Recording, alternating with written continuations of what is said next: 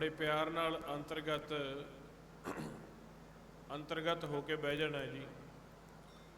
थोड़ी देर सवासां दे नाल करना, जो सवास अंदर जाता वाहे महसूस करना जी, बाहर आउंदा ते गुरु महसूस करना अंतर्गत मन विच। जो सवास अंदर जाता उहदे नाल वाहे नूं महसूस करना है, बाहर आउंदा उहदे नाल गुरु नूं महसूस करना है अंतर्गत, सवासां दे नाल थोड़ी देर करना।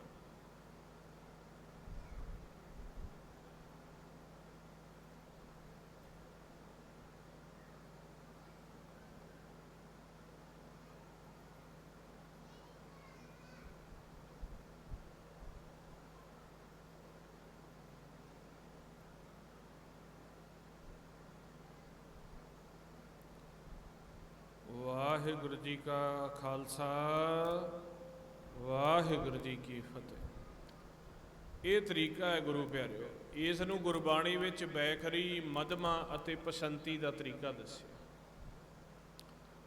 मन नूं वस करन दे लई आपां पहिलों जिहड़ा थोड़ा जिहा उच्ची अभ्यास कीता उस नूं कहंदे ने बैखरी सिमरन। फिर आपां सहज दे विच आए, फिर उस तो बाद होर सहज दे विच आए, फिर उपरंत आपां सवासां दे नाल सिमरन कीता। जदों आपां रोज़ दा रोज़ एक समा बना के इस तरह तरीके दे नाल सिमरन करना शुरू कर दईए, ये जिहड़े साडे सवास आ, जिहड़े साह आउंदे आ सानूं गिणती दे, ये जमा होने शुरू हो जाते हैं गुरमंत्र उपर। जे तां आपां वैसे विचारां कर रहे हैं, गल्लां बातां कर रहे हैं, सोचां फिकरां कर रहे हैं, वो सवास खर्च मन्निया जाता। गुरबाणी में उन्होंने कहते भी खर्चा कर दिता, मनमुख कर्ज चढ़िया बिख भारी, करजा चढ़ गया। तो जदों आपां गुरमंत्र का अभ्यास करते हैं, शब्द की विचार सुनते हैं, करते हैं, बाणी पढ़ते हैं, सुनते हैं, सिमरन सुनते हैं, कथा विचारा सुनते हैं, वो जमा होंदा। जिन्ने सवास जमा हो गए उन्हां दे विचों ही साडा आत्मक बल बनना, उन्हां दे विचों साडे दुनियावी कारज सुधरने हैं। ਜਿਹੜੀ कोई ना कोई कर्म की रुकावट पै जाती आ, कोई साडा काम रुक गया, साडी देही उपर दुख आ गया, कोई घर कलेश पै गया, कोई किसी प्रकार की रुकावट आ गई, कोई दफ्तर की, कोई हस्पताल की, कोई ऐसी रुकावट पै जाती। ये क्यों पैंदी है? ਜਿਹੜਾ ਸਾਡੇ कर्म के पाप का बल है वो वध जाता है, शब्द की पावर घट जाती है, उदों साडे काम 'ਚ रुकावट पैंदी है, बने हुए काम विगड़ जाते हैं, नवे बनते नहीं। फिर जदों आपां महाराज गुरबाणी दे कहे मुताबक कबीर काम परे हर सिमरिए ऐसा सिमरो नित, जदों आपां शब्द का ध्यान लैके जिस तरह आपकी आवाज़ में ही ध्यान रखना, किसी का भी कोई फोटो आकार कोई लिखिया होया सामने नहीं लेके आना। जदों शब्द की आवाज़ का ध्यान लैके आपां फिर इस तरह जपना शुरू करांगे, जे साडा ध्यान भजदा आपदी आवाज़ में ला लो, अखां मूहरे जिहड़ा हनेरा इधर ला लो, सुन विच वो सवास जमा होण लग गए। एक दिन दे विच असीं किन्ने सवास जमा कर दिते, एक चित हो के किन्ना सिमरन कीता, काम करदे किन्ना सिमरन कीता, उहदे विचों साडे दुनियावी काम बनन लग जांदे आ।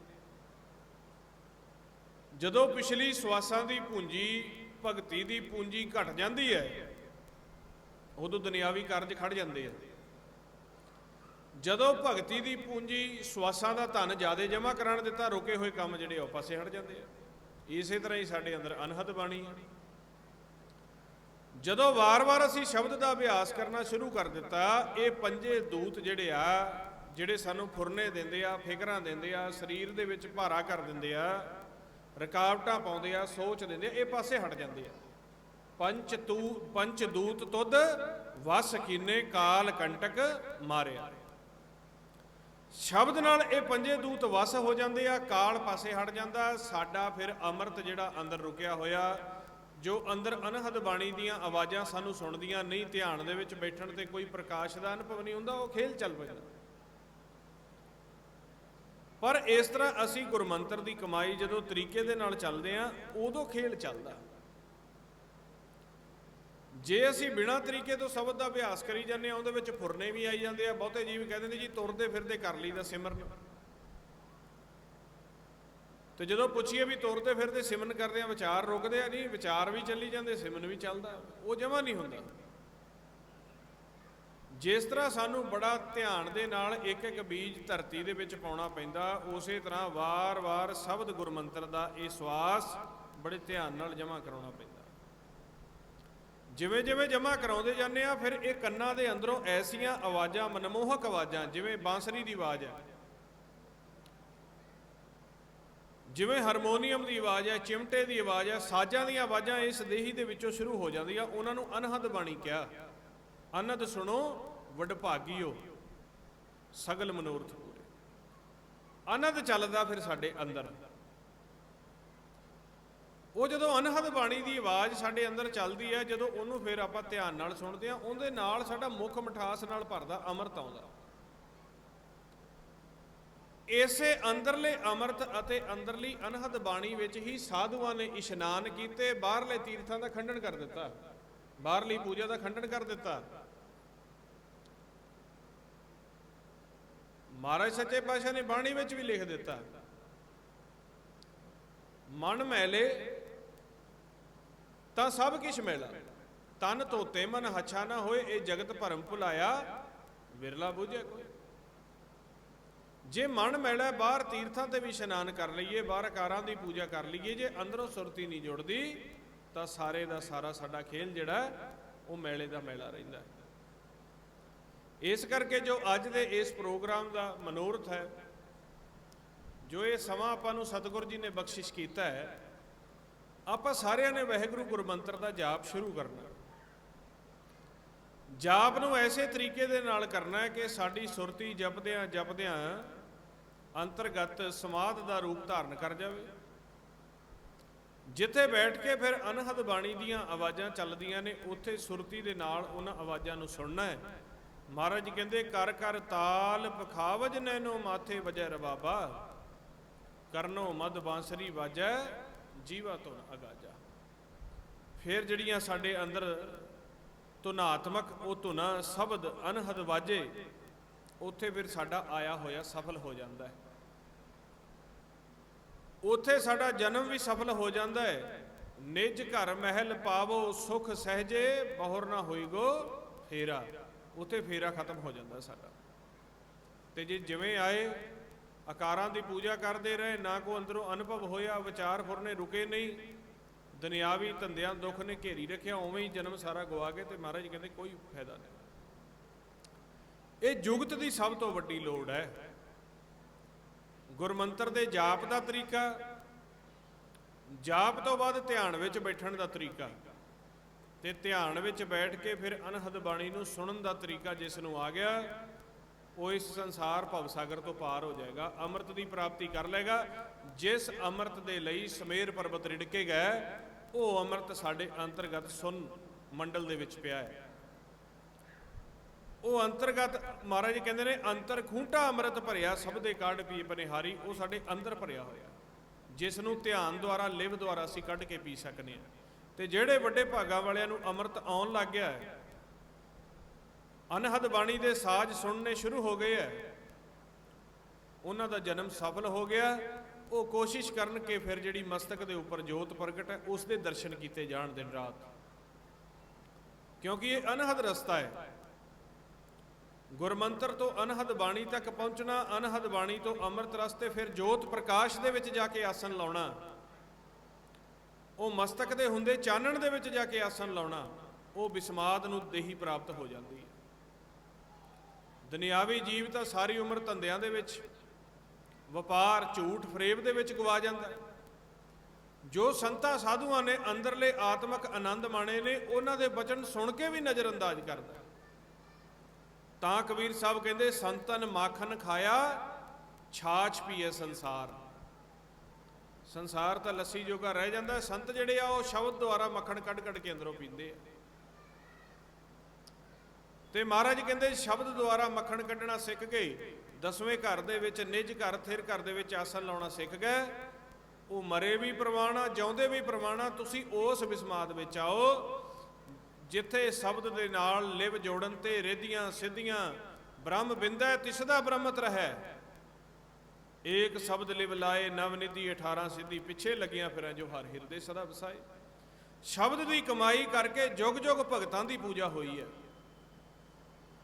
ਸ਼ਬਦ ਦੀ ਕਮਾਈ ਕਰਕੇ ਸਾਧੂਆਂ ਨੂੰ ਪੂਜਿਆ ਜਾਂਦਾ ਹੈ, ਤੇ ਜੇ ਜਿਸ ਨੇ ਸ਼ਬਦ ਦੀ ਕਮਾਈ ਨਹੀਂ ਕੀਤੀ ਉਹਦੀ ਪੂਜਾ ਕਿਵੇਂ ਹੋਈ? ਉਹਦੇ ਤਾਂ ਆਪਦੇ ਕਾਰਜ ਨਹੀਂ ਸੁਧਰਦੇ।